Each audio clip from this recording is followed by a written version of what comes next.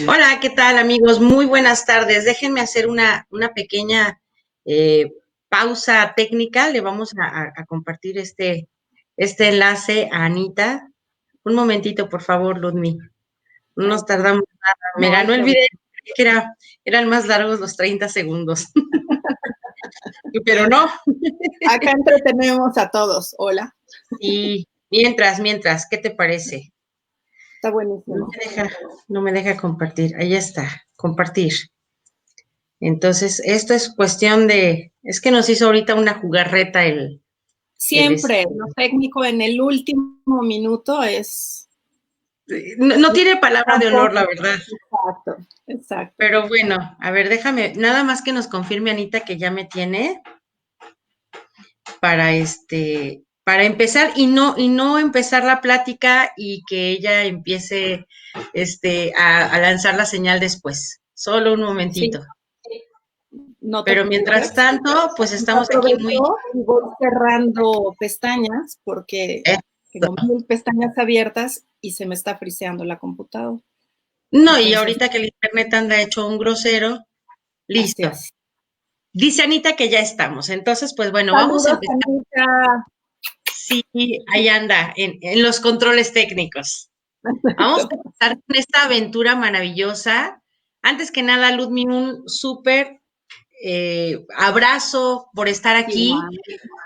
por empezar el Feliz año, año, ¿no?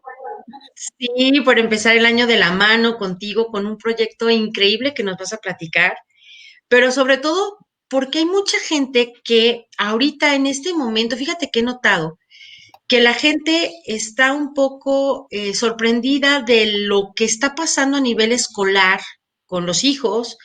Por un lado tienen miedo, por otro lado tienen expectativas, pero entonces podemos, con lo que tú estás haciendo, empezarnos a dar una idea de que la capacidad de aprendizaje no está ligada directamente al asistir a la escuela. Y Correcto. que inversamente, pero en modo proporcional, ir a la escuela no garantiza que la gente aprenda o sepa, Correcto. Así ¿no? es. Así Entonces, es. bueno, en primer lugar tenemos el enorme placer de estar con Mariana Ludmila, una mujer altamente inteligente y antes que nada quiero que te presentes, por favor, Ludmila. Bueno, Mariana Ludmila, educadora desde hace muchos años, cerca de 20, perdón, estaba sonando el teléfono, me distraje. Y siendo docente, educadora, un poco rebelde, esta misma rebeldía dentro del aula, me llevó también a hacer algunos proyectos e investigaciones desde hace unos 20, 25 años, tratando de encontrar alternativas a la educación tradicional formal.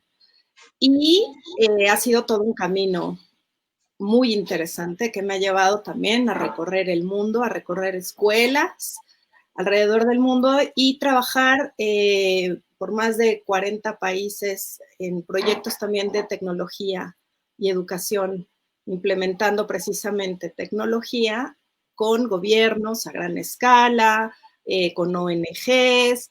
Y bueno, entonces he conocido la educación desde diferentes puntos de vista, desde el político, las políticas públicas, desde responsabilidad social, con la IP, con organizaciones no gubernamentales, y he visto cómo funcionan las ideas de cada uno de estos organismos para tratar de beneficiar al último usuario, así, que es el niño. Pero también me ha dado la oportunidad de ver cómo se ha manoseado la educación y cómo entiende la educación en cada uno de estos aspectos de una manera totalmente distinta. Entonces ha sido un camino bien interesante que me ha llevado también a tratar de compartir todo lo que yo he vivido para darle un salto, no necesariamente a la escuela, esto no se trata de quememos las escuelas porque no funcionan,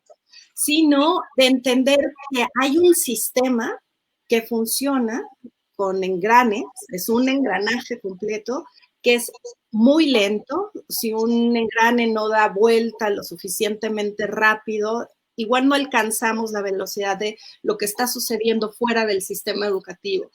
la tecnología, el conocimiento que se está generando alrededor, y todo esto no necesariamente le llega a los niños. Entonces hay que ir entendiendo todo esto para tratar de ayudar a los chicos. Cuando yo salgo de la organización que ahora trabajo nuevamente, yo renuncié hace 4 años, a, ¿4? Sí, creo que 4 años a One Laptop Per Child, o LPC, por un agotamiento crónico. Me di cuenta que el movimiento de homeschooling en Latinoamérica estaba creciendo muchísimo, es decir, familias en Latinoamérica que estaban muy a disgusto de el sistema educativo, pero que no sabían qué más hacer. Entonces decían, voy a sacar, a desconfinar a mis hijos de la escuela, y ahora qué currículum les compro, o ahora qué hago, ahora no sé qué hacer.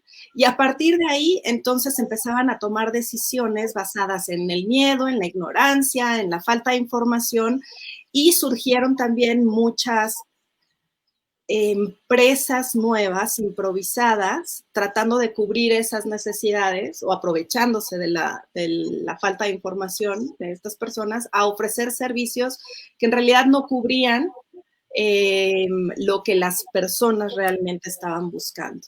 Y terminaban repitiendo los patrones de lo que estaban huyendo de la escuela, pero ahora sentados en la mesa del comedor de su casa. Entonces me di a la tarea de empezar a entrevistar a algunas personas con las que había trabajado o había conocido en el pasado, que más allá de investigar en escritorio y de escribir papers de qué es educación, se han puesto a estudiar verdaderamente sobre qué es el aprendizaje como una ciencia cognitiva, como el aprendizaje como ciencia, y estoy hablando no como pedagogía, no como enseñar ni mejorar las didácticas, sino cómo funciona el cerebro para construir el aprendizaje, cómo funcionan los niños, etcétera.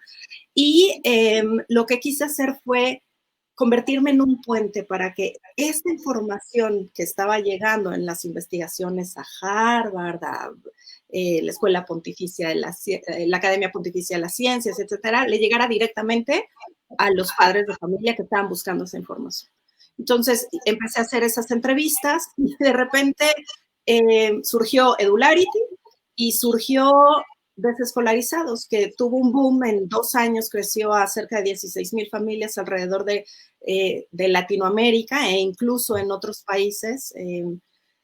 Y bueno, estamos precisamente tratando de llevar información mucho más científica, no improvisada, de lo que realmente quiere decir, uno, desescolarización, que no tiene nada que ver con sacar a los niños de la escuela, o tampoco tiene que ver con quemen las escuelas no sirven, vámonos en contra de los ministerios de educación, sino vamos a trabajar juntos para entender qué y cómo mejorar la educación, y que se nos permita también la libertad de elegir nuestra propia ruta de aprendizaje, que la educación no esté tan centralizada como está, y sobre todo evitar lo que, por ejemplo, ahora está pasando en Francia, que a partir del pretexto de cuidarse de los musulmanes, etcétera, entonces se están prohibiendo ciertas libertades a todos los ciudadanos, y la escolarización se convierte en una parte obligatoria sin permitirte elegir cómo te quieres mover desde el punto de vista educativo. Pero bueno, lo vamos a ir hablando, creo que hablé demasiado. No, perfecto. De hecho, estaba invitando, como nos falló la tecnología aquí con lo de la plataforma, no salí directo en Twitter y en YouTube como siempre hacemos. Entonces, ahorita hice el trabajo de mandar a los contactos, espero que se difunda. Y si no, bueno, de todas maneras, como queda ahí vivo en la red, lo vamos a subir un poquito más tarde también a YouTube para que se pueda compartir. Gracias. Pues mira, Ludmi, la verdad es que como lo platicamos ya en privado en alguna ocasión, yo también fui maestra y desde la parte de educadora, sí es un poco triste ver, primero conocer la historia de la educación, sí, muy padre, imaginar que todos los niños idealmente van a la escuela y todos los niños idealmente aprenden, ¿no? Pero, bueno, la escuela además nació de una manera poco democrática, poco, ¿no? Siempre surgió de una manera sexista y de una manera elitista. ¿Quiénes tenían derecho de ir a la escuela? Solamente los hijos varones de la gente de dinero, de todos los pueblos. Lo pensamos en los teotihuacanos, en los aztecas, en los griegos, en los romanos, en los egipcios. Solamente los hijos varones de ciertas familias pudientes y quienes iban a convertirse más tarde en sacerdotes, escribanos, ¿no? O sea, gente del poder solamente tenían esa opción. Fueron siglos de ese elitismo, de esa no permitir que la gente supiera, que no, la gente no leyera, no pensara, no escribiera. Viene la imprenta y obviamente pues sí viene una democratización del conocimiento porque se difunde, bueno, el primer libro, la Biblia, pero después pues un montón de informaciones y de cosas que la gente le abrieron los ojos y fue cuando verdaderamente se pudo crear una idea de escolarización, de donde la gente tenía la opción de mandar a los hijos primero a estudiar, a leer, a sumar, ¿no? A conocer las primeras letras.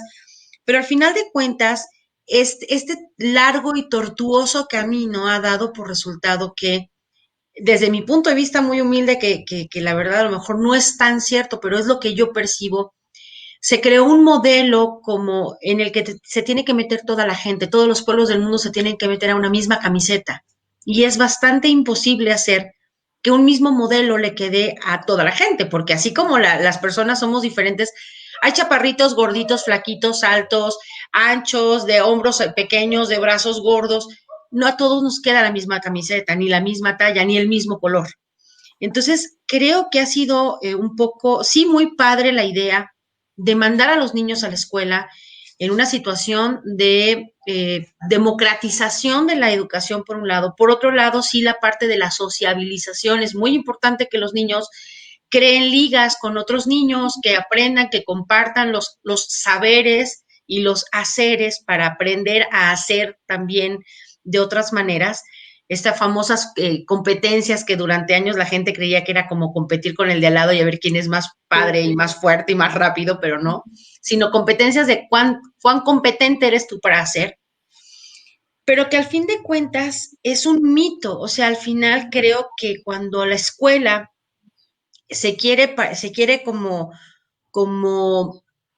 poner en un estándar tan rígido, hace que no sea tan útil. ¿Y a dónde voy con esto?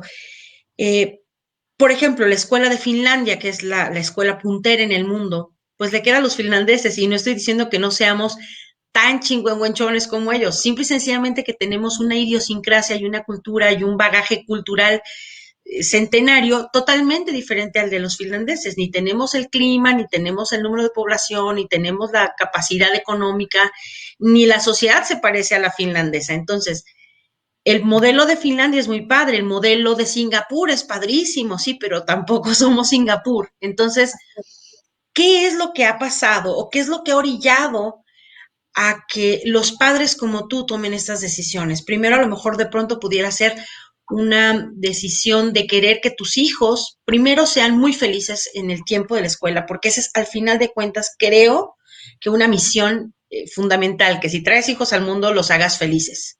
Claro. Y por otro lado, que el conocimiento que adquieren, sea en la escuela o en otro ambiente escolar o de aprendizaje, sea tan poderoso, que perdure en su vida y que les construya un conocimiento, no una visión rápida, como dice mi esposo, la memoria Google, que 3 letras, 3 segundos y después se te olvidó para la vida, sino construir un conocimiento tan fuerte y tan que perdure en el tiempo, que verdaderamente haga la diferencia. Entonces, esto que ustedes están haciendo, que tú estás proponiendo, me parece que es algo muy poderoso, porque al final de cuentas es lo que nos lleva a tener una sociedad competitiva y que busca su propio crecimiento. Eso es lo que a mí me queda, ¿no? De esta propuesta, pero vaya, esto es nada más mi percepción muy humilde, pero no sé. Sí, y más allá de yo estarlo proponiendo,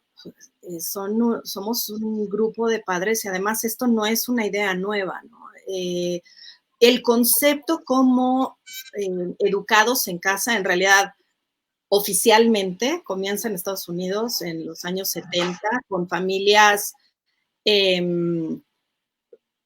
cristianas protestantes, ¿no? Que dicen, a ver, el Estado no tiene el derecho de adoctrinar a mis hijos, yo tengo el derecho de educación, y entonces ahí comienza realmente la lucha de quién educa, ¿no? No lo voy a llevar a la escuela, un tercero no tiene por qué educar a mis hijos.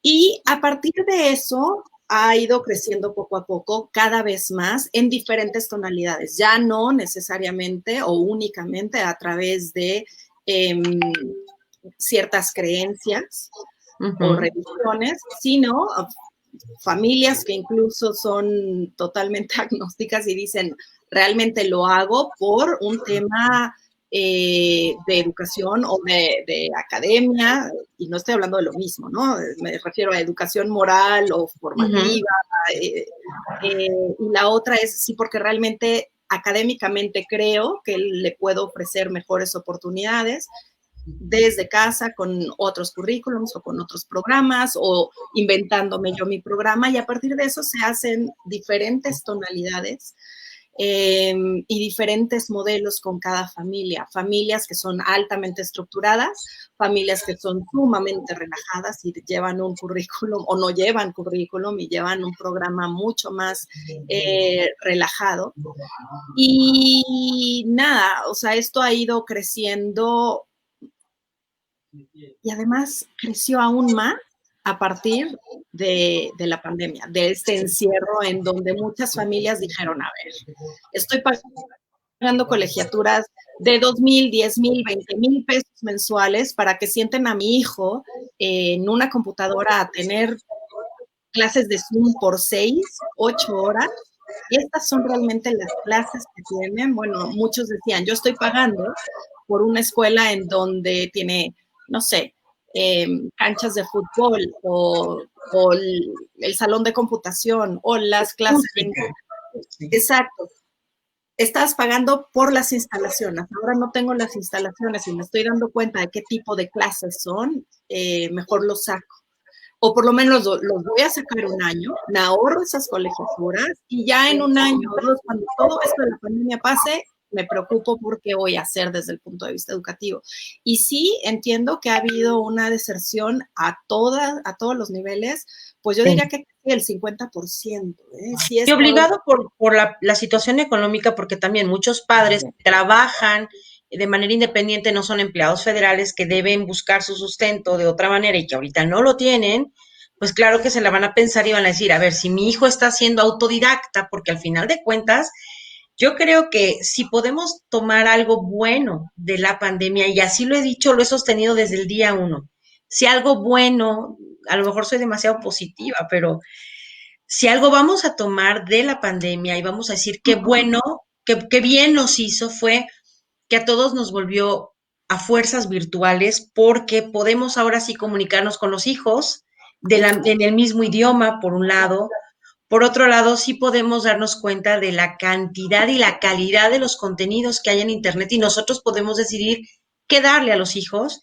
Y ya no los dejamos, no, pues es que como yo no le sé al Internet, pues hay que mi hijo le haga. No, ahora nos sentamos todos en familia y hacemos que este momento, sí difícil, sí de crisis, pero también de unión y de oportunidad, digo, al final de cuentas es el yin y el yang, y yo lo veo como la parte positiva y nos está llevando esta toma de conciencia de qué tanto sirve que yo pague una colegiatura de algo que le puedo dar perfectamente bien en mi casa, si es que es el caso de una persona desescolarizada, ¿no? Claro, claro. Hay versiones para todo. Definitivamente hay padres que se vieron pasados, ¿no? Se vieron rebasados en qué hago, o sea, necesito trabajar, tengo 3 hijos, tengo que educar a los 3, además darles clase, además hacer la comida, padres solteros, madres solteras, bueno, hay de todo, no podemos generalizar ni decir que para todos fue una buena idea.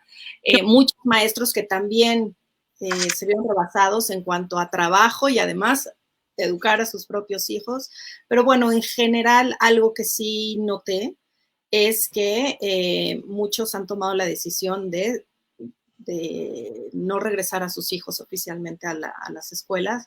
Sin embargo, pues sí hay una diferencia grande entre alguien que ha investigado un poco más sobre cómo voy a tomar un camino de homeschooling o de unschooling, a alguien que se vio forzado a desconfinar a sus hijos y escolarizarlos en casa. Son dos cosas totalmente diferentes, porque eso requiere también procesos de pensamiento totalmente diferentes que te llevan a resultados distintos, ¿no? Entonces, bueno, ha sido un experimento lamentable para algunas familias. No quiero decir que la escolarización sea mala, incluso para muchos niños, la escuela puede llegar a ser un bálsamo, siempre lo digo, ¿no? Porque una isla, sí.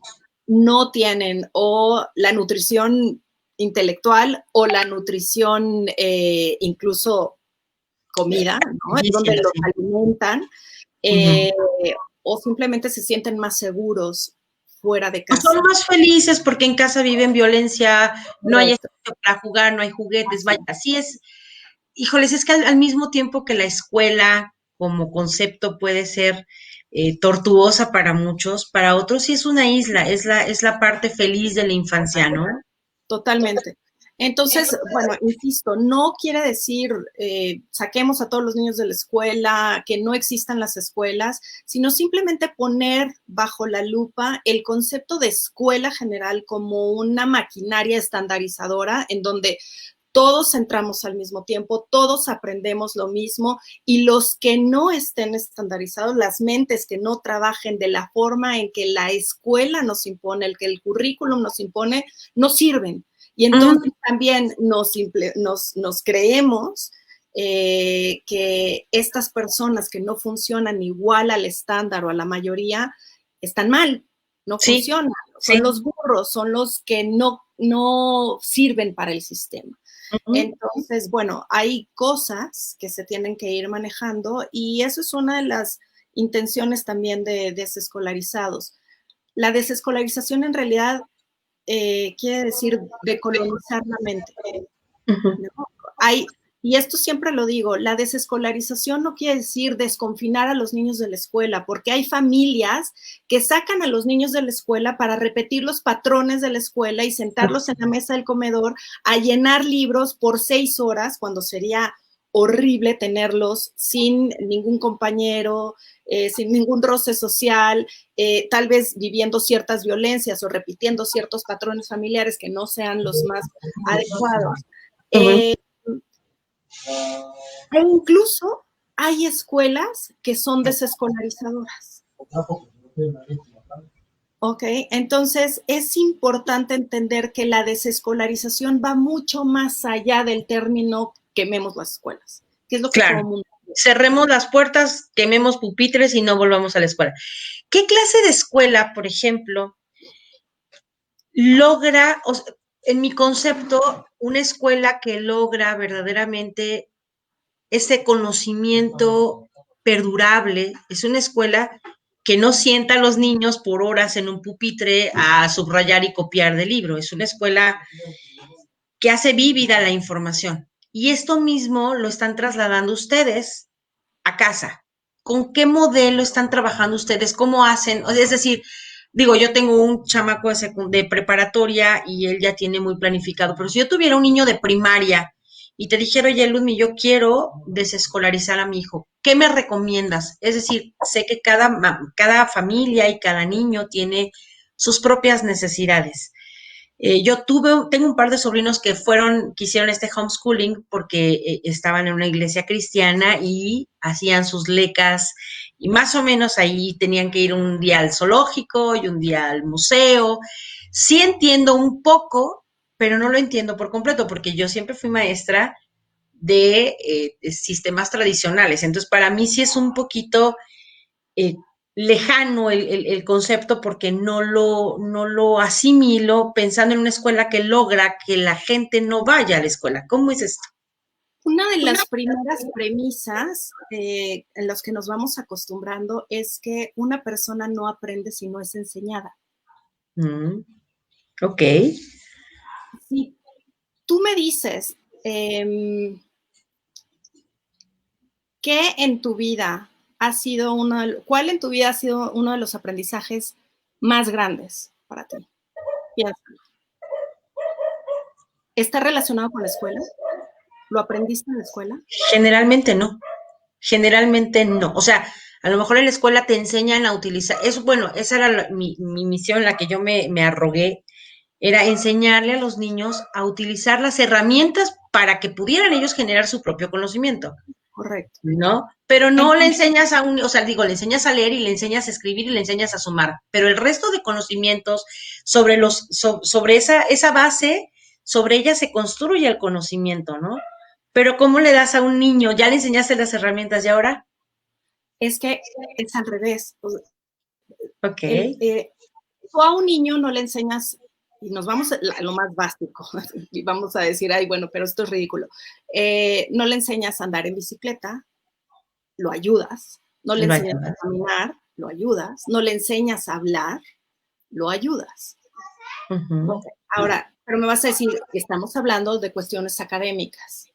Pero es lo mismo. Cuando tú ayudas a un niño a descubrir la información, verdaderamente la aprende. Tú estás ayudando al niño a que tenga su propio aprendizaje. Y aquí nos vamos a ver algo muy importante. El aprendizaje es intrínseco del ser humano, es innato, que pertenece al individuo. Entonces, el aprendizaje no está supeditado a la enseñanza. Claro. Por mucho que tú me enseñes, no necesariamente quiere decir que yo aprenda. Y eso lo vemos reflejado todos los días en las escuelas. Sí. Los maestros, poseedores del conocimiento, se paran enfrente del aula a decir todo lo que saben o lo que acaban de aprender, pero eso no quiere decir ni que el 100% ni que el 10% de los niños realmente lo aprenda. Es posible que lo memorice, lo estudie, para replicarlo en el examen. Ok, sí. Cuando lo replicamos en el examen, si hacemos el examen 2 semanas después, el 80% ya no lo pasa. ¿Por qué? Porque no lo aprendiste. Sí. Entonces, estamos en la creencia de que, a pesar de que vamos a un centro que nos dice qué es lo que tenemos que estudiar, eso está directamente relacionado con el aprendizaje. Y lo que está sucediendo en 2018, me parece, o 2017, el Banco Mundial sacó su primer reporte relacionado con la educación mundial. Y le puso de título, junto con la UNESCO, la crisis del aprendizaje.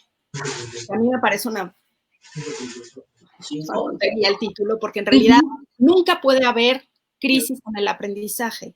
Hay crisis en la escolarización. ¿Y qué dice el reporte? Que el 70% de los estudiantes a nivel mundial, a pesar de estar escolarizados, no están aprendiendo al nivel del grado escolar en el que deberían de estar. 70% de los estudiantes a nivel mundial. Es decir, sí hay una crisis en la escolarización. Todos estos niños que están escolarizados seguramente están aprendiendo algo que les interesa. Claro. Que tiene algo que ver con ellos que es relativo. Una vez me llegó un papá interesado en, me dijo, oye, yo quisiera sacar a mi hija de la escuela, me llama mucho la atención, pero no sé cómo hacerlo. Y una de las cosas que me da mucho miedo, y esto es una pregunta súper común, es, ¿qué pasa? Es más, yo la hice. ¿Qué pasa si no le enseño lo que tiene que saber? Exacto. Ok. ¿Qué tiene que saber, no, en primer lugar? Exacto, esa fue mi primer pregunta. ¿Qué es lo que tiene que saber? Pero vamos a suponer, él era un abogado. Y le dije, ¿a qué te dedicas? Bueno, soy abogado. Ok. ¿Te acuerdas de tus clases de física? No. Ok. Pero ya las aprendiste, ya las estudiaste. Ya pasaste el examen, todos los exámenes, todos los grados. No lo cuestionamos, ¿no? Porque como ya pasamos por la escuela, no cuestionamos que alguien no sabe. O sea, Claro. no sabemos, pero no lo cuestionamos. Lo cuestionamos Ok. cuando alguien no va a la escuela. Ok, entonces le dije, vamos a suponer que te llega un cliente, que tienes un caso y que está relacionado con física cuántica. ¿Qué sabes de física cuántica? Nada. Ok, ¿y qué vas a hacer? ¿Vas a descartar el caso? No. ¿Qué vas a hacer? Me voy a poner a estudiar. Y lo vas a entender, o sea, vas a entender lo que es relativo a ti porque está relacionado con tu contexto, tiene que ver contigo, ¿sí? Así aprende tu hija. Ella va a aprender en el momento que quiera aprender, lo que tenga que aprender, lo que necesite, que esté relacionado y que tenga sentido con su contexto. Ese es verdaderamente el aprendizaje. Yo siempre pongo este ejemplo. Yo era buenísima en álgebra, buenísima, y no te puedo decir lo que me encantaba el álgebra a tal grado que en secundaria salía de la escuela, me compré el baldor y me sentaba, no era papá, y me encantaba resolverlo sola. Pregúntame hoy, ¿qué me acuerdo de? No te miento, te prometo que saqué el baldor, traté de hacer el primer ejercicio. De 5 preguntas, tuve 3 mal. Pero más allá de eso, a pesar de que yo era muy buena y lo comprendía todo perfectamente, no sabía cuál era el uso. Lo sabía hacer en el papel, nunca Claro. entendí para qué ¿Para qué eran, cómo sirve? se Claro. usaba el álgebra.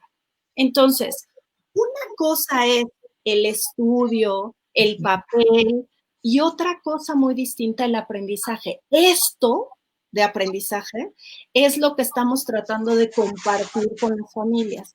Es decir, si tú me dices, quiero sacar a mi hijo de la escuela, o si me dices, quiero desescolarizar a mi hijo, te voy a decir, no vas a desescolarizar a nadie. El primer proceso de desescolarización es el tuyo. Tienes Claro, que yo. empezar a desescolarizar tu mente porque somos los padres quienes hemos sido institucionalizados por tantos años, particularmente los docentes. A mí me pasó, ahora te comparto mi propia experiencia, que traemos esas creencias de cómo le enseño y en qué momento le enseño lo que tiene que aprender. Tenemos que ir quitándonos ciertos paradigmas y telarañas de la cabeza porque los niños son aprendices natos. Claro, Aprenden aprenden a todo. todos, Sí. siempre y cuando estén interesados en lo que están involucrándose. ¿Okay? Si les imponemos algo, es esa imposición lo que tiene que ver con el no aprendizaje. Y lo han dicho Dewey, Piaget, Holt, Freire, todos, pero nadie termina de entender de qué se trata. Todo el mundo habla, sí, mi escuela es construccionista, somos escuela activa, y entras a las escuelas, Y todos cualquier son día, iguales. exacto, todos son iguales y además todos los maestros están parados enfrente del aula dando clase. A lo mucho los tienen sentados en grupos y tienes dinámicas diferentes, pero eso no deja de ser pedagogía. ¿Qué es la pedagogía desde Comenio? ¿No? Es las enseñanzas, las dinámicas de Como tu enseñanza. portafolio para poder formar tus clases y enseñar. O sea, Así es. Y Comenio sacó otra cosa, dijo la didáctica y la matética. ¿Y qué era la matética? Eso se ha olvidado a través de los siglos y eso es lo que estamos tratando de recuperar. Es este aprendizaje intrínseco, nato, que viene desde dentro para que florezca como una semilla desde el propio individuo. claro. Seguimos insistiendo en que la enseñanza y la educación viene de afuera hacia adentro, cuando en realidad es de adentro hacia afuera. Es una guía, somos mentores, siempre lo decimos así también los docentes y se ha puesto muy de moda en todas las escuelas. Somos docentes facilitadores del aprendizaje, cuando en realidad en la práctica hacemos todo lo contrario. ¿Cómo? Enseñamos. Pero el aprendizaje realmente no está supeditado a la enseñanza. Hay una frase bellísima, nunca la sé decir bien, no la recuerdo exactamente, pero es algo así como, si comparamos la educación con nutrición, es como decir que los niños tienen que abrir la boca, aventarle bombones, a ver qué cachan, y decir que es nutrición. Bueno, así con la educación. Claro. Yo aviento datos a ver qué cachan y eso es educación. Entonces, no es ese proceso. Ese es el primer paso para desescolarizar. Ahora, vamos a quitarle el término porque no es desescolarizar, es desconfinar a tus hijos de la escuela. Y una vez que los desconfinaste, hay que entender cuáles son las necesidades de la familia, el contexto de la familia, cómo es el niño, cuáles son las metas del niño y de la familia para entender cuál es el mejor camino. Porque así como hay 7,000 millones de habitantes en el mundo, hay 7,000 millones de versiones distintas para poder aprender. Hay 7,000 millones de caminos de aprendizaje. Muchas personas dicen, es que somos Montessori. Y para muchos eso es lo más radical que existe en el mundo, porque no conocen algo más alternativo. Finalmente Montessori, aunque sea un poco más libre, sigue siendo pedagogía.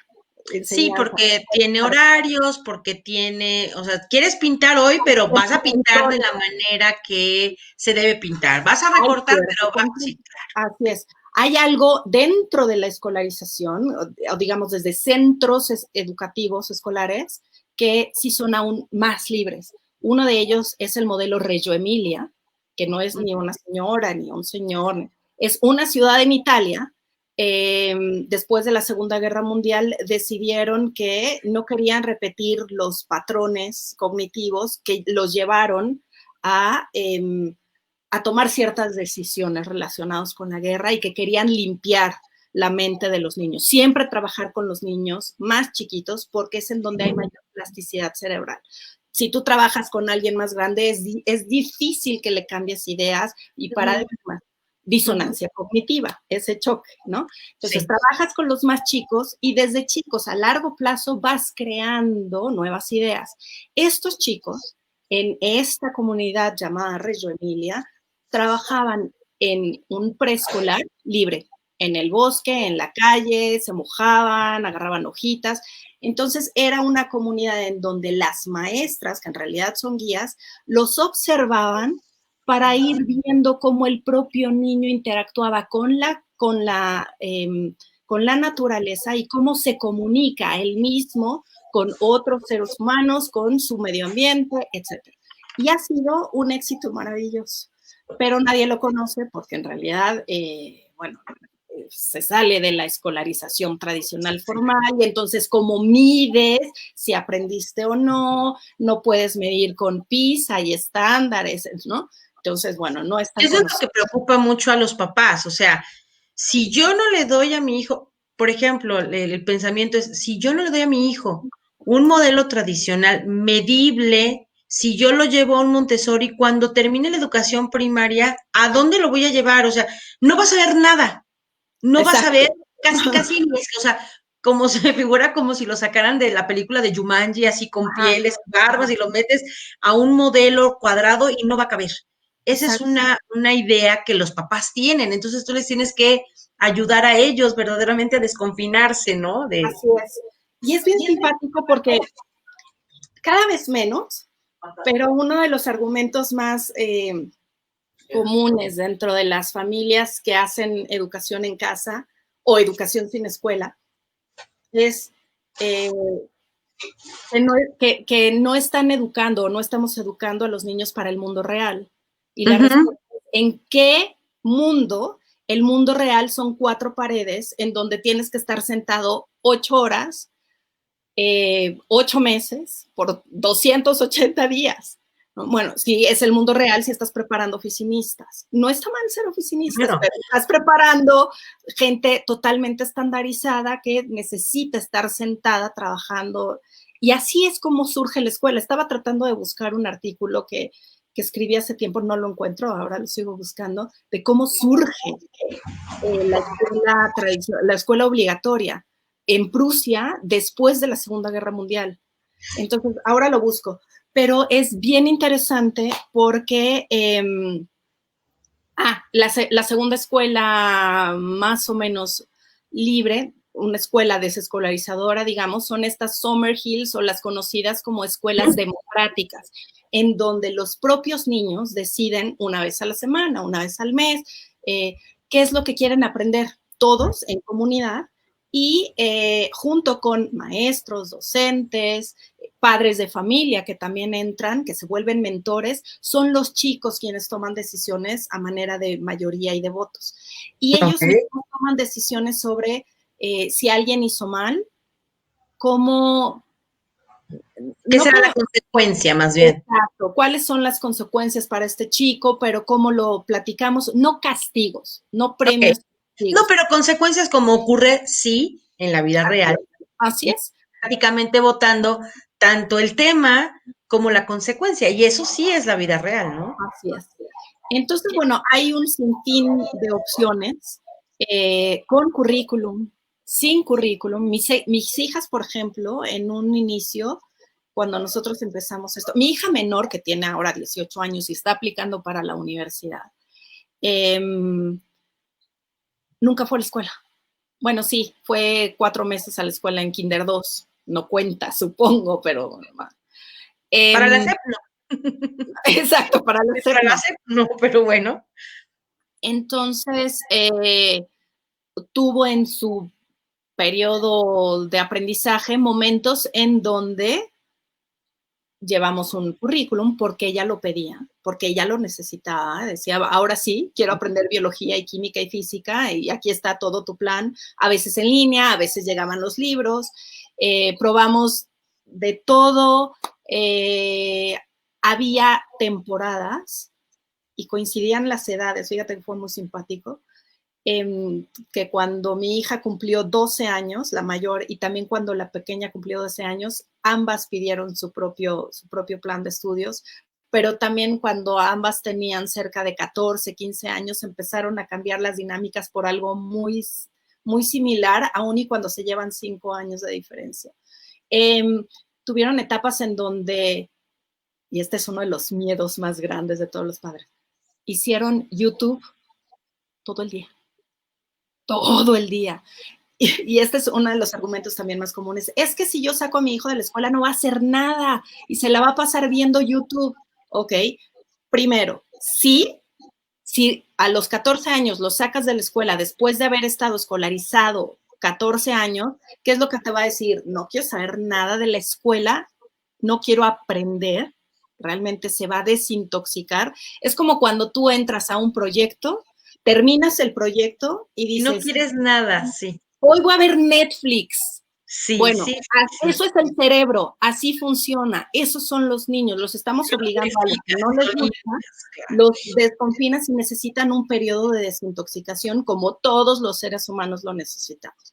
Entonces, sí, tienen un periodo de consumo de datos muy simpático, pero en esta época, con la grande, te entran los, como papá homeschooler, digamos, te entran las culpas y dices, no, esto no está bien, estoy haciendo mal.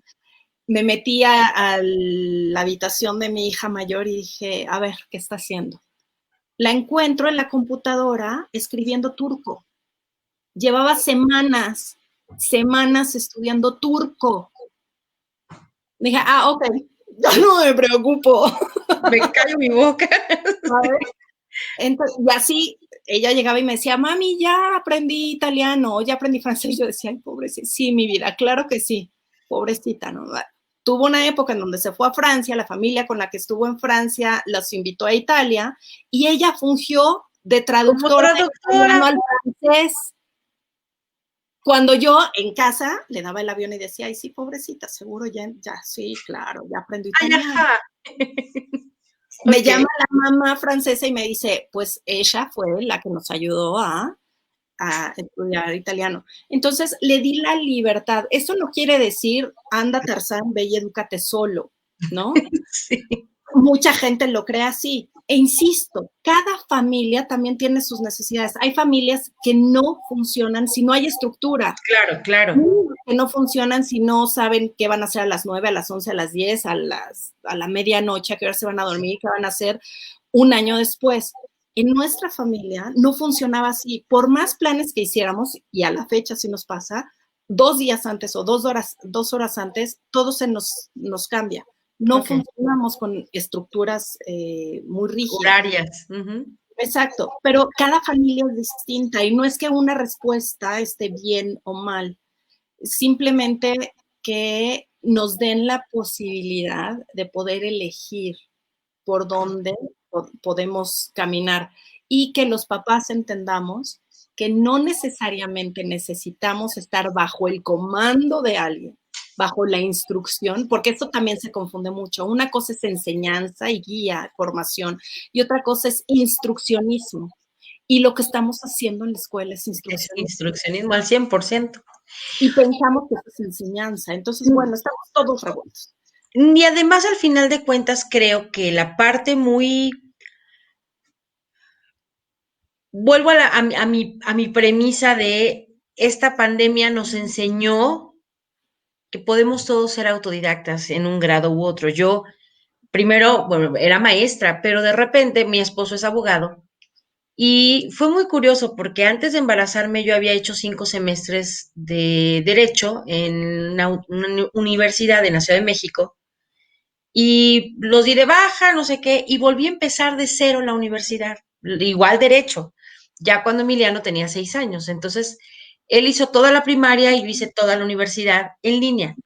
Y de Okay. alguna manera, pues el aprendizaje en línea es lo más autodidacta que puede ser, porque está en tu obligación, en tu conciencia. Digo, allá a los 30 años ya difícilmente puedes ser tan inconsciente de decir no me importa, pero era, no puedo chicos, estoy trabajando, no puedo chicos porque estoy en la escuela, tengo examen, pero esa parte a mí me funciona muy bien hacerme mis propios horarios. Yo sí soy digo, no me voy a poner una estrellita en la frente, pero sí soy muy disciplinada, sí, hay que levantarse a las 7 y a las 8 no sé qué, y a las 9 termino, y a las 10 no sé, o sea, yo soy así, y a mí me funciona muy bien la onda horaria y autodidacta, a mí me funciona. Claro. Pero tú, por ejemplo, como docente, fíjate, como docente, como facilitadora, guía, maestra, ¿tú cómo puedes identificar quiénes son más o mejores candidatos para un sistema de mayor libertad de aprendizaje? Yo, eh, cuando puse la escuelita, porque tuvimos una escuelita, fue una experiencia muy bonita, económicamente no, soy bastante mala para cobrar, o sea, todo el mundo, ay, mi cecita, y yo caía redondita como canica, pero la parte de trabajar con los chavos es muy bonito. Yo enseñaba matemáticas de Singapur y hacíamos el método algebraico de Scholastic, que hablaba desde preescolar, que trabajabas en la situación eh, algebraica muy fácil con los chamacos. Sí. Y mi mamá tenía su pasión, eran los libros, entonces ella era la miss de la biblioteca y recibía a los niños todos los días leyendo 15, 20 minutos y jugábamos con juguetes muy japoneses, muy cero sexistas, muy constructivos. O sea, mi plan era perfecto, lo imperfecto fue la hora de cobrar, que ni te cuento esa parte. Pero de alguna manera, sí, claro, llevábamos la parte CEP, porque pues perteneces a un sistema CEP, porque pues así decidimos que fuera. Pero fíjate que ahorita haciendo, o sea, escuchándote, pues éramos bastante desconfinadas al final de cuentas, porque sí nosotros, a ver, vamos a platicar de esto en el mes, pero el libro sí, claro, era una guía, pero no lo seguíamos para rellenar todo el tiempo, aunque sí teníamos maestras que eran muy de, necesitamos trabajar en el libro, pero era más, vamos a leer, vamos a ver una película, ¿no? Que a lo mejor necesitas ver sobre la Segunda Guerra Mundial, no sé, digo, a lo mejor no es muy bonito, pero ves algo que te llame más la atención y creo que tuvimos buen resultado esos 3 años, tuvimos el éxito de que los niños gustaban de aprender. No era tanto voy a ir a la escuela porque qué flojera, sino Acabas de dar a los claro, niños les gusta aprender. aprender. Y entonces curioso, en una ocasión en Kinder 2 yo era la Miss de inglés y habíamos jugado a la granja. Y entonces había un niñito que me decía, Miss, pero yo quiero saber cómo se llaman los animales de la granja, pero que tú los escribas. Y entonces le fui poniendo, ¿no? Cow y chicken y ya sabes, ¿no? Y de repente, como los ponía yo en el pizarrón, y de repente llega y me dice, Miss, ¿sabes que yo ya sé leer? Y yo, así igual que tú, ajá, sí, cómo no. El chamaco, claro, eran palabras muy sencillas, pero él las revolvimos todas y se las fue poniendo. Cada una, digo, claro, era fotolectura, pero al final de cuentas ese proceso de que a los niños sí les gusta aprender y les gusta sorprenderte, para los niños es maravilloso, es mágico, y a ti como maestra, docente, facilitadora, Miss Teacher o como sea, es la verdad el mejor regalo que puedes obtener. Sí, y es que fíjate que hay una creencia, y lo he visto últimamente en muchos grupos de docentes que dicen, es que a estos niños no les gusta aprender, es que hay que ¿cómo motivar a los niños para que aprendan? A ver, ojo, aprender si les gusta, lo que no les gusta, y por mucho que los motives o les quieras dar el palito con la zanahoria, no necesariamente van a caer, es que les enseñes lo que tú crees que deben de aprender. Claro. Es distinto. Al ser humano le gusta aprender, pero si yo a ti, Laura, te digo, vamos a aprender sobre, no sé, mecánica. Bueno, a mí la mecánica me gusta, pero no sé, a lo mejor no a todo mundo. Y si no te gusta, pues por más que yo diga, mira qué padre la mecánica, vamos a jugar a los carritos y te trate de motivar, no me vas a mover. Va a involucrar aprendizaje. Claro. Entonces, a tu pregunta de cómo identificas como docente a un niño que realmente trae esa pasión, normalmente son los niños que son los que menos se adaptan al aula tradicional. Los problemáticos, los que son catalogados. Se mueven mucho. No, la típica maestra que además se siente psicóloga y psicoterapeuta y no sé qué, y te dice, su niño tiene déficit de atención. Todos los niños ahora tienen déficit de atención porque no está callado y sentado por 8 horas en el aula, ¿no? Sí. Entonces, esos niños que no necesariamente combinan con el sistema o pertenecen al sistema, son mucho más autodidactas porque terminan aprendiendo fuera del sistema. Claro. La frase para esto es, a veces las mentes más brillantes e inteligentes no brillan en las pruebas estandarizadas porque no tienen mentes estandarizadas. Y tenemos el ejemplo de Einstein, por ejemplo, y tenemos el ejemplo de Tomás Alva Edison, por ejemplo. Cantidad de ejemplos, cantidad de ejemplos. Gente que siempre pensó afuera de la caja porque su mente no cabía en la caja. Correcto. Los que se salen del sistema, pero lo que queremos es meter a todos al sistema y regresarlos a todos. Como borregos. Y lo que está sucediendo precisamente en este momento con todos estos docentes y expertos en educación que dicen, es que la educación a distancia y en línea ya demostramos una vez más que no funciona.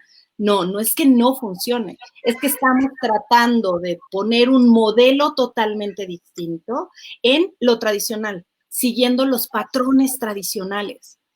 Si queremos que los niños que funcionan de manera autodidacta, con modelos, como bien dices, a lo mejor a través de la computadora, etcétera, podemos aprender de una manera distinta, todas estas dinámicas las estamos tratando de regresar a la dinámica tradicional del aula. De, no sé cómo, pero yo docente, aunque sea desde mi casa, tengo que tener el control a través de una interfase, que sea la computadora, una plataforma, Zoom, lo que sea, tengo que tener el control del niño. El niño, su espacio con una cantidad de distractores, obviamente cosas que le interesan mucho más que una pantalla y enfrente a una persona que está repitiendo los patrones de las cosas que le aburren. Entonces, sí, es la típica bla de Snoopy, ¿no? Tratando de regresar a lo mismo, claro, en vez de que los docentes y estos expertos entiendan que habría que cambiar la práctica, pero están diciendo, no funciona. Ahora ya tenemos que regresar a la escuela otra vez. Sí, hoy fíjate que leí un texto de Carbonell, de Miguel Carbonell. No me gustó porque, digo, no estoy demeritando al hombre, pues es doctor en Derecho y es muy chipocludo y todo, pero decía que México ciertamente viene de un modelo abandonado por sexenios de que no le hizo caso ni al estudiante, ni a la escuela, ni al profesor, ni a nadie, ¿no? Pero que ahora que estamos en este momento de confinamiento sanitario y que los niños están lejos de la escuela, Es preocupante ver cómo, siendo la escuela esa isla, ¿no? De a lo mejor el alivio emocional y del lugar donde juegan y tal. Pero lo más preocupante para Miguel Carbonell justamente es eso que dices. O sea, tenemos que regresar a la escuela porque la escuela es el sinónimo inequívoco del aprendizaje. Cuando te das cuenta, por ejemplo, lo que tú estás diciendo, a Emiliano le encanta el manga y le encanta el anime y le fascina. El chamaco canta todas las canciones que te puedas imaginar en japonés. Y el chamaco además dice las frases de sus monos que le gustan y watashi ga kita. Yo no tengo la menor idea, le digo, déjale estar haciendo pues invocar allá al dragón occidental. Pero eso sí les motiva más. Y entonces, por ejemplo, yo siempre le digo, oye, si tú tienes facilidad para aprender un idioma tan raro, que no sé, digo, si me dijeras portugués, francés, italiano, pues sí, porque tienen mucho más Sí. cosas Ya, comunes, ¿no? Con más, el digamos, español. más común, claro. O el inglés, pues porque está metido en todo, pero que el japonés de pronto sea tu lengua favorita, pues se debe precisamente a estas cosas. Si es cierto lo que dices, es a los chamacos están en su casa, están en su cuarto, con sus cosas, con su lo que verdaderamente los motiva y no es tan sencillo decirle, y ahora te concentras de las 7 de la mañana a las 3 de la tarde, que es el horario que Emiliano va a la escuela. En línea, en clases de 40 minutos con 5 minutitos de espacio entre una y otra. Y dices, bueno, el chamaco tiene 16, ella está más metido, ya superó todas estas crisis de no querer ir a la escuela, de alguna manera ya él ya está como encarrilado. Pero es mucho más fácil que se distraiga si se pone una cancioncita de esas que le gustan, se distraiga, a que sea, no sé, la séptima, octava, décima semana del semestre y empiece verdaderamente, ¿no? Los problemas de física que ya no entendiste ni jota, ¿no? Y es que el problema también de estos expertos es que confunden que lo que está pasando ahora es una especie de educación en casa o homeschooling o educación sin escuela o no hay aprendizaje. En realidad lo que está sucediendo es una escolarización forzada a distancia. Exacto, no es elegida, tú no la eliges, claro. Así es. Entonces, es esta imposición que además es a distancia, con factores nuevos, en un espacio que sí me... Es más, los homeschoolers llevan ideas de escuela a casa, llevan el aprendizaje a casa. Pero lo que sucedió con esta pandemia es que la escuela se metió a la fuerza a la educación de mi casa. Y entonces rompió la dinámica familiar, incluso para muchas familias, porque sí. Hay mamás y papás, y hemos visto muchos de estos videos, que traen las prácticas de escuelas militares o tradicionales o rígidas, súper estructuradas, y entonces sientan al niño y es, apréndetelo, apréndetelo, apréndetelo, lo más rígido posible, ¿no? O haz la plana, o no te paras hasta... Lo más ridículo que se puede hacer con la escolarización, pero se llevó, invadió la casa. Claro, entonces, invadió los espacios, por ejemplo, los tiempos. Digo, nosotros tenemos la fortuna de tener 2 computadoras, pero Emiliano, pues acapara la computadora, el iPad, el teléfono, y tú dices, bueno, ¿qué me vas a prestar a mí para trabajar, no? ¿Y qué pasa con las familias que tienen 3 o 4 hijos? En las casas en donde hay una computadora, ¿cómo haces, no? O sea, sí está, sobre todo porque no es por elección, porque no tienes los libros físicos y tú llevas tu ritmo, sino yo cuando hice la universidad, ya, cuando hice toda mi carrera de Derecho, que la hice en la UNAM en línea, pues yo elegía, el primer semestre pues sí fue muy fregado porque son 7 materias o 7 materias, y yo digo que es la criba por la que se quedan los que se tienen que quedar. Es el filtrazo, y además, fíjate qué curioso, porque ese primer semestre nos mandaron a comprar unos libros dificilísimos. Me encontré uno en el sótano de no sé qué, de una librería de Miguel Ángel de Quevedo, carísimo, viejísimo, de como quinta mano, ya todo subrayado, ajado, uno de sociología de T.B. Baltimore. Bueno, dificilísimo, porque hace como 500 años no lo editan. Pero después yo ya podía elegir entre tomar una materia o 10 materias, porque eran 7 en regular y 3 en extraordinario, sin haberlas reprobado, nada más cursarla para el examen.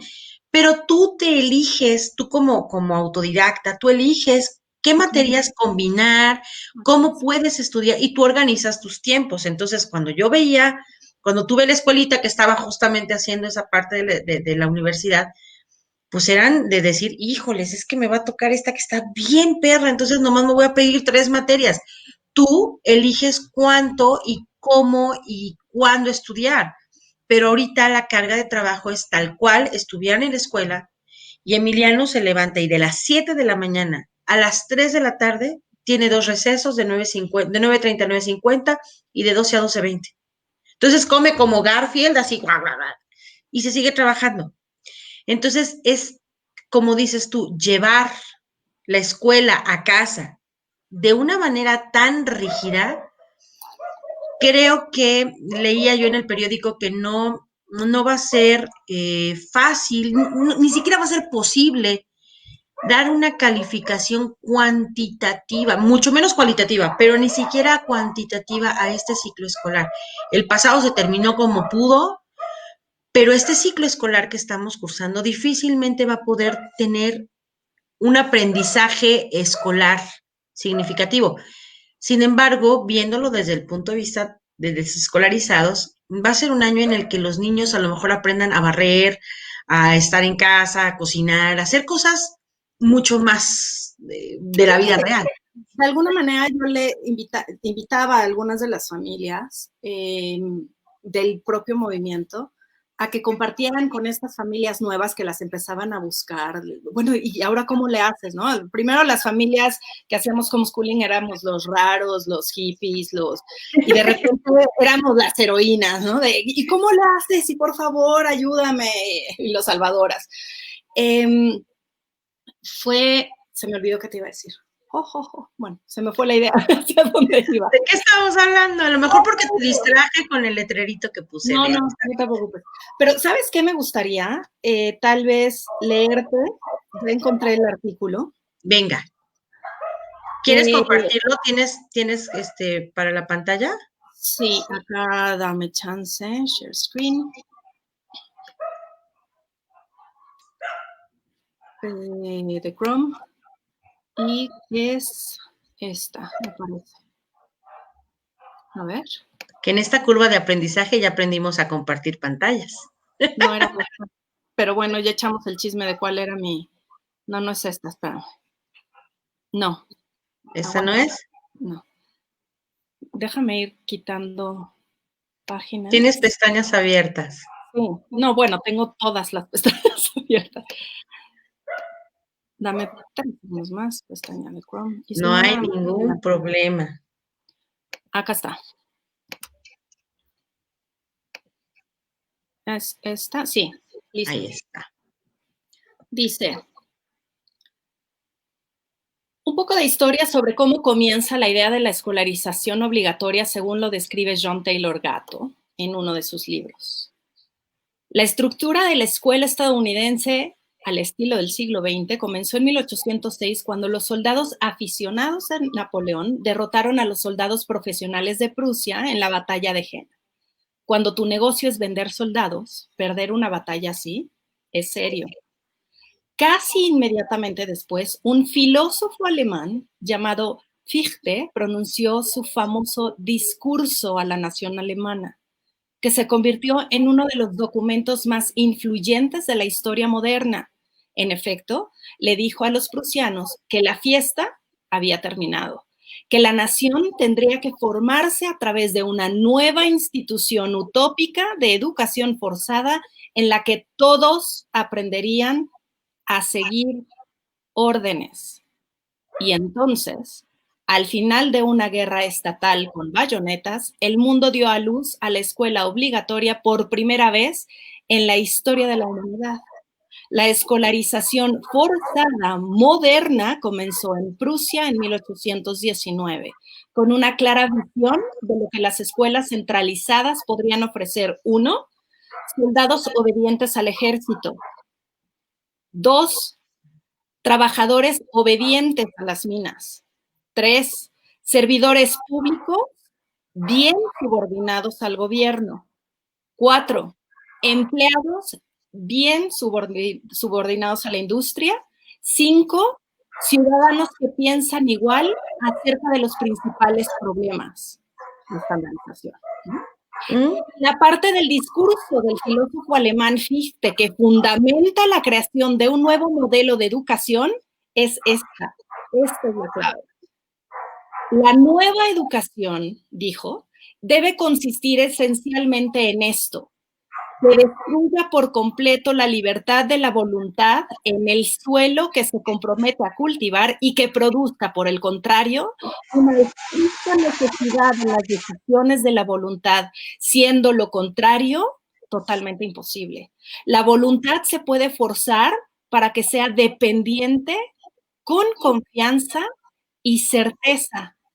Si se desea influir en él, es decir, la persona, de alguna manera, debe hacer más que simplemente hablar con él. Debes moldearlo y moldearlo de tal manera que simplemente no pueda querer otra cosa que lo que desees que haga. Ese es el... Wow. Así, digo, esta es la fundamentación para crear la escuela obligatoria. Obligatoria, claro.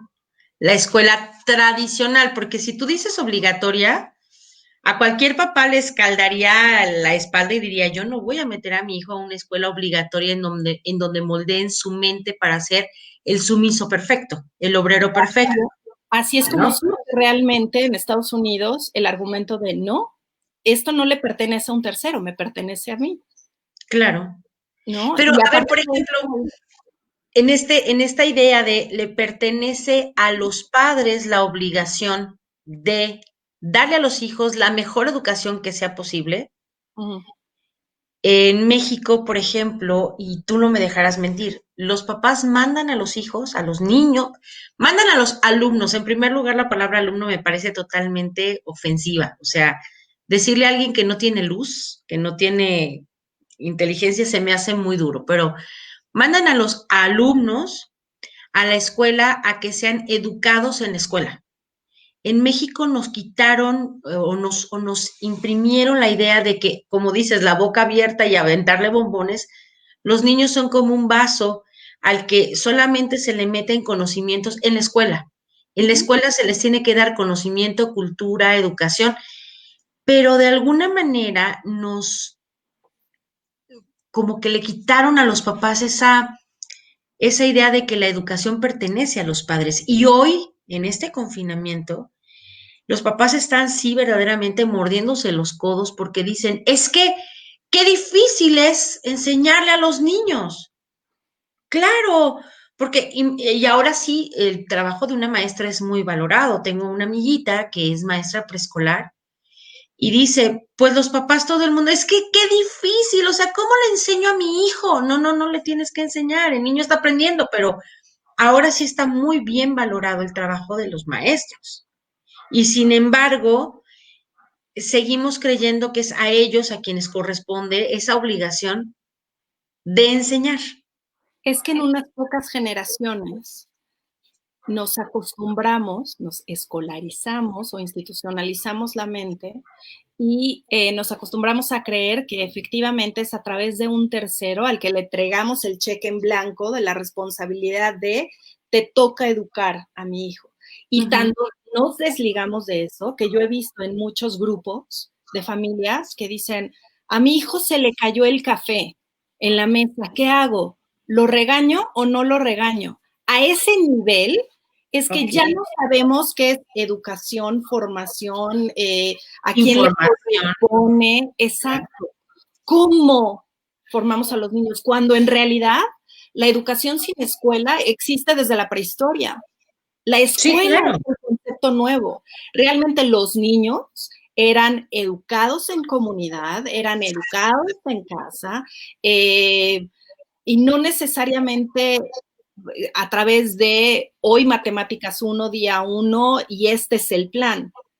Además de eso, pensamos que solamente a través de un currículum estandarizado o de un programa que alguien que no nos conoce, que es un experto en educación, imprime para nosotros y nos dice, esto es lo que tienes que aprender.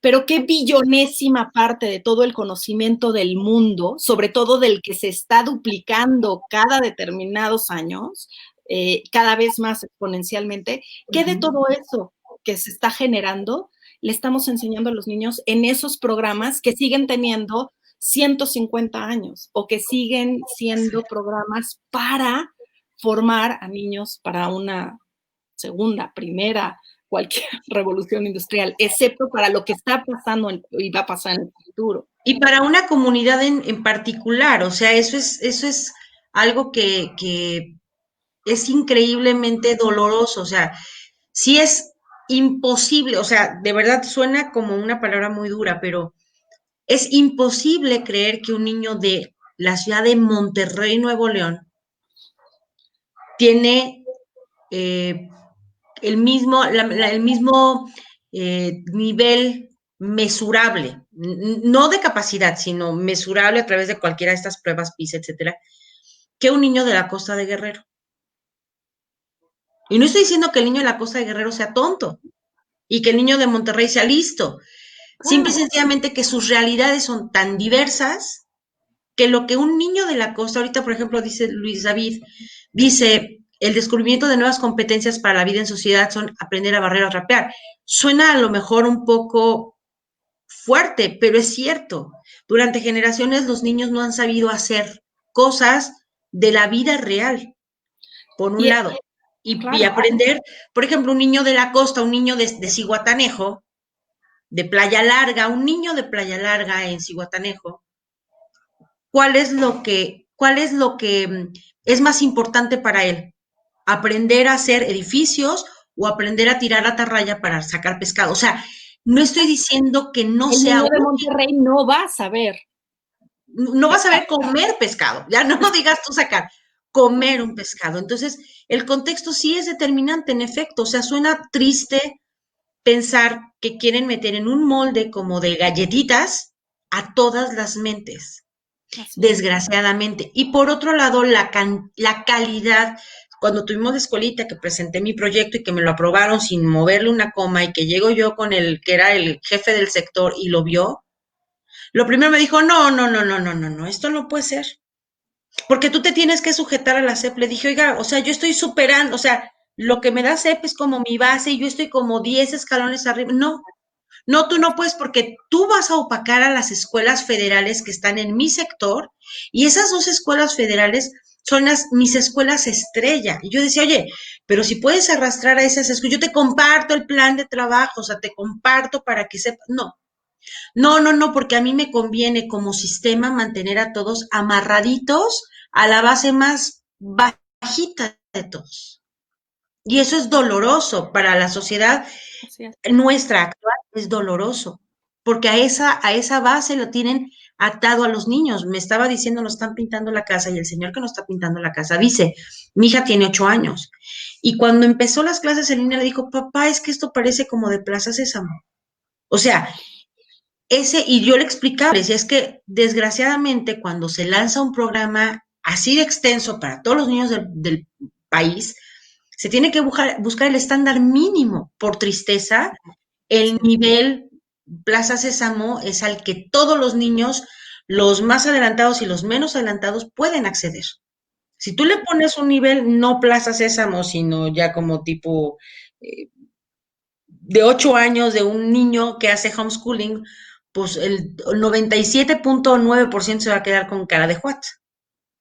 Y además, depende mucho de los contextos. Por ejemplo, la CENTE en Michoacán tiene un programa que ellos han diseñado y que han querido implementar y definitivamente no necesariamente se los permiten.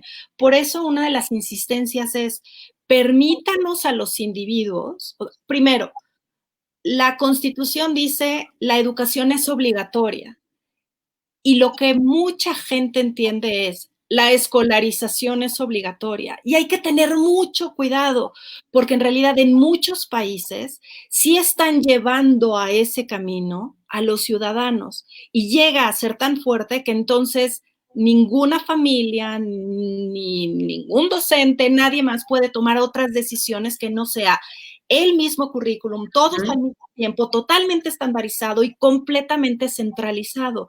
Y cuando hablamos de descentralización y de autonomía y de soberanía en la educación, no quiere decir la privatización de la educación, porque ese sería también, bueno, ya lo vivimos, de eso venimos, de eso viene el neoliberalismo y la falta de conocimientos en historia y civismo. No, se trata realmente de que así como el artículo 24 dice que todo individuo es libre para profesar la creencia religiosa que le agrade siempre y cuando no dañe a otros, así deberíamos de tener la libertad de elegir nuestro propio camino, nuestra propia ruta de aprendizaje y tener autonomía y soberanía educativa y de aprendizaje. De eso se trata. Y siempre quien toma las decisiones son personas totalmente institucionalizadas que no comprenden la diferencia, no digamos de entre enseñanza y aprendizaje, de educación y escolarización. Y entonces cuando ponen educación obligatoria, quiere decir todos los niños van a la escuela porque sin escuela no aprendemos. Y ahí ya torció la burra el rabo, ¿no? Claro. Porque no le permiten a la CENTE trabajar con sus contextos para los niños de Michoacán con el currículum que ellos han creado, porque no, tienen que seguir el currículum estandarizado, que da lo mismo si vives en la Ciudad de México, en la Sierra Norte de Puebla, en Monterrey o en la costa. Da exactamente lo mismo, aunque no tengas los mismos contextos. Alguna vez estando en Nicaragua, una maestra puso un ejemplo bellísimo y dijo, a ver, estamos aquí en medio de, pues hay árboles, campos, selvas, todo tenemos alrededor. Y está la escuela y llegó una, no supervisora, sino una asesora de cómo trabajar con ciertos dispositivos dentro del aula. Y la maestra abría la computadora y replicaba como si fuera un libro muy caro, ¿no? A ver, vamos a leer. Todos, en vez de abrir el libro, abren la computadora, buscan lo que es una vaca y leemos de la computadora qué es una vaca. Cuando entra esta asesora, se da cuenta que viendo a través de la ventana, en el campo, había una vaca, ¿no? Entonces le dijo, querida maestra, ¿por qué no salimos con las computadoras? Y entonces le tomamos fotos a la vaca, experimentamos, tomamos video, grabamos audio de la vaca, le preguntamos al pastor del granjero, claro. Exacto, cómo se cuidan, qué comen. Entendamos a la vaca que tenemos a 3 metros. Claro. Es esto. Pero estamos tan institucionalizados que no sabemos y no salimos de lo mismo y de las mismas dinámicas. Y eso es lo que estamos haciendo ahora dentro de la escolarización forzada en la casa. Claro. Y digo, sí sabemos que estamos prohibidos, no, bueno, confinados obligatoriamente y pues no podemos salir a ver ahorita la vaca. Claro. Pero por un lado sí te da, sí entiendo yo el uso de las tecnologías, de las virtualidades, son el bien más preciado hoy día. Yo creo que antes decía, ay, no tengo luz, no puedo leer, no tengo internet, o sea, ya me desconecté del mundo, estoy a punto de tirarme de una silla porque no tengo internet, no tengo, estoy como flotando afuera de una nave espacial y se me cortó el cordón umbilical, ¿no? Ajá. Pero también nos ha alejado de la realidad. Yo supongo, no lo sé y quiero que tú me digas, en esta padrísima onda de desescolarizar, de desconfinar a los niños de la escuela, de ponerlos en un contexto propio, diferente, único además.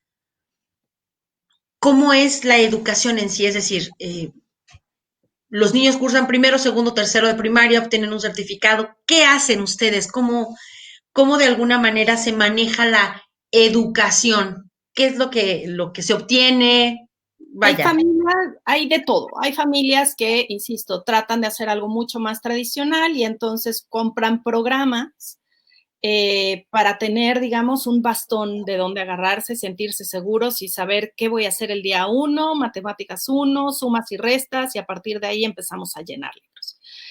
Poco a poco, muchas de estas familias van entendiendo que en vez de las 6, 8 horas que tienes en un aula, en un 1 a 1 se puede reducir a 2 horas. En un aula, en una escuela, tenemos muchos tiempos muertos. En una relación 1 a 1, el aprendizaje es mucho más real, mucho más significativo, entendiendo aprendizaje como estudiar de un libro, ¿no? Y eso lo podemos reducir o lo podemos compactar a 2 horas de las 6 que tenemos en la escuela.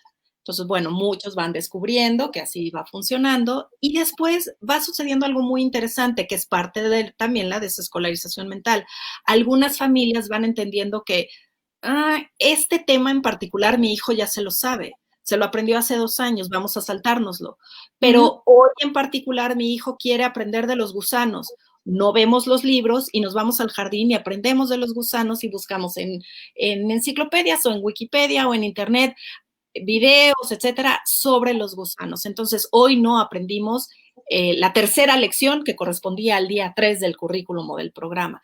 Entonces, empiezan a jugar un poco más, a sentirse más libres, hasta que algunos llega el momento en que dicen que el niño guíe su aprendizaje, que él me diga qué quiere aprender y yo soy aquí el coach que le digo, le pongo todas las herramientas. Hay familias que deciden no hacerlo así y sí continuar toda su ruta de aprendizaje, digamos, con un programa especializado y estandarizado. Pero en México no existe la posibilidad de que una escuela virtual o en línea te dé una acreditación grado por grado y te diga, esto es tu boleta oficial de primero, de segundo, de tercero. Ajá. Ok, ¿qué sí sucede? Hasta ahora, y digo hasta ahora porque no sabemos qué va a pasar, ahora el INEA está cerrado, pero el INEA, el Instituto Nacional de la Educación para los Adultos, tiene un programa específico, o ha tenido hasta el momento, porque existe el rumor de que también por este miedo de que los niños ya no vayan a la escuela, están pensando quitarlo, ¿ok? Existe un programa que se llama 10-14, que es para niños entre 10 y 14 años, normalmente más en el pasado era utilizado por algunos hijos de embajadores o algunos deportistas o niños actores, etcétera, que estudiaban y entonces presentaban sus exámenes a través de este programa, 12 exámenes, solamente 12 exámenes, y terminabas la primaria. Estos 2 exámenes se aplican 2 exámenes máximo por año, máximo por mes, es decir, que si tú te presentas el día que cumples 10 años, a los 10 años, 6 meses, si presentas 2 exámenes por mes, podrías estar terminando la primaria.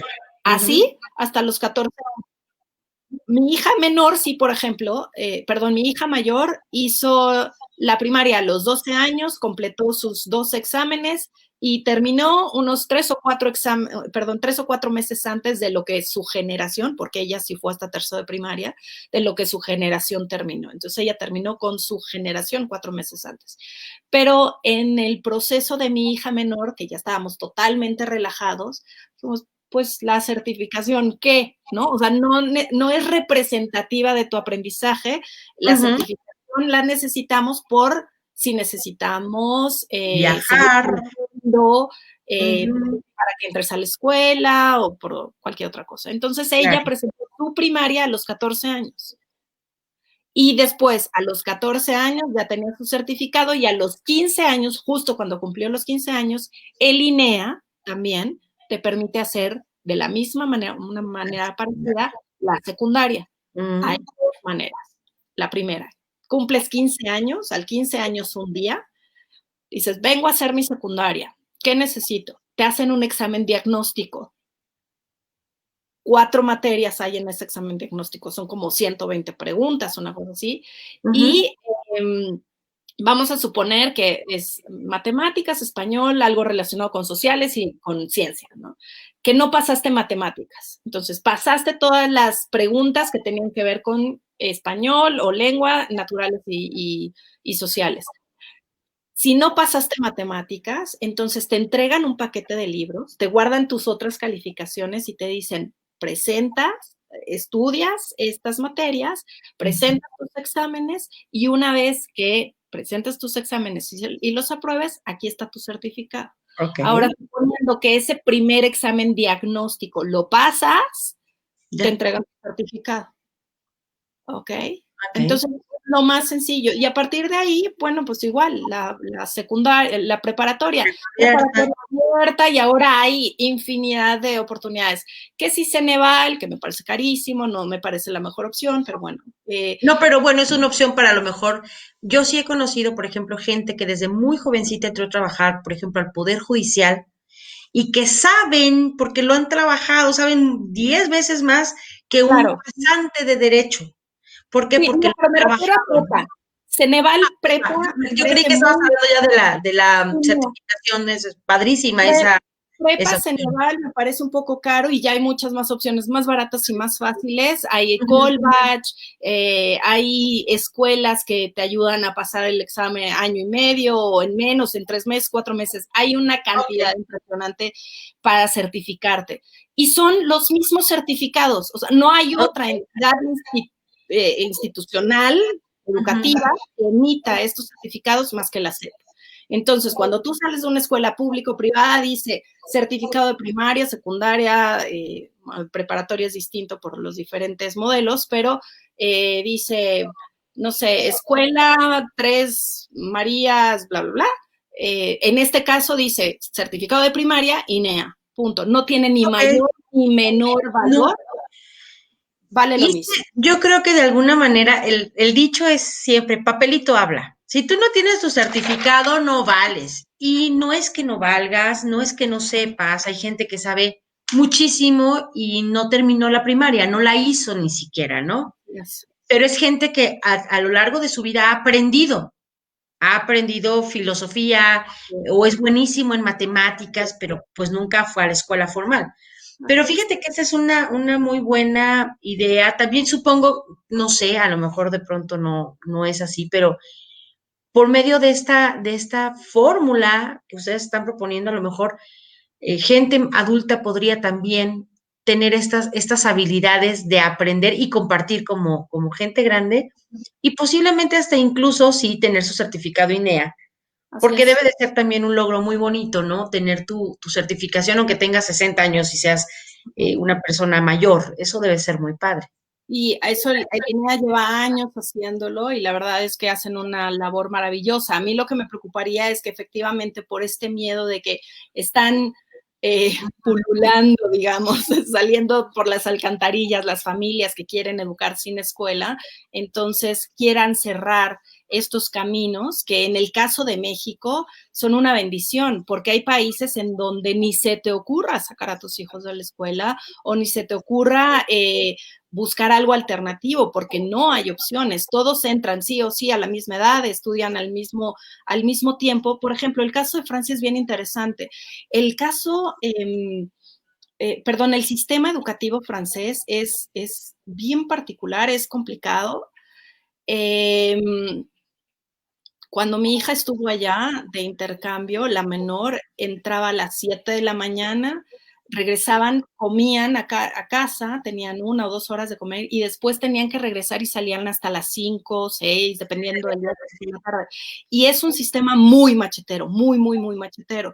Conozco algunos profesores universitarios dentro del sistema en Francia y dicen, el primer año de universidad hay una deserción impresionante del sistema. ¿Por qué? Porque es la primera vez que a los chavos los dejan libres. De venir de un sistema tan rígido, de repente en la universidad en donde tienen que empezar a tomar decisiones de qué materias toman, cómo las toman, sus horarios, entrar o no a clases, no saben cómo manejarse. Le sueltan la correa.